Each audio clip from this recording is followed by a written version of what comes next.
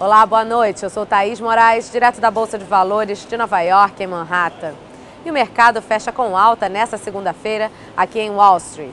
Os principais indicadores ficaram no positivo durante todo o dia, influenciados pelos resultados do setor manufatureiro dos Estados Unidos.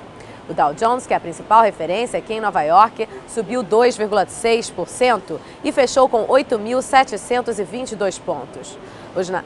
O Nasdaq, que representa as ações de tecnologia, subiu 3,1% e o S&P subiu 2,6% e atingiu o maior valor do ano com 943 pontos.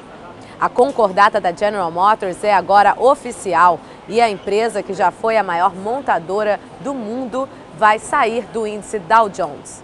Também sai do índice Dow Jones na próxima segunda-feira, o Citigroup, que é o maior banco dos Estados Unidos. As ações do Citigroup caíram hoje aproximadamente 1,1% e foram umas das mais negociadas hoje. As ações do Bank of America foram as mais negociadas e subiram 1,4%. As ações da General Motors subiram também, a alta foi de 9,3%. Por fim, o petróleo termina com alta também na Bolsa Mercantil de Nova York. Os contratos futuros para entrega em julho ficaram cotados a $68,58 o barril.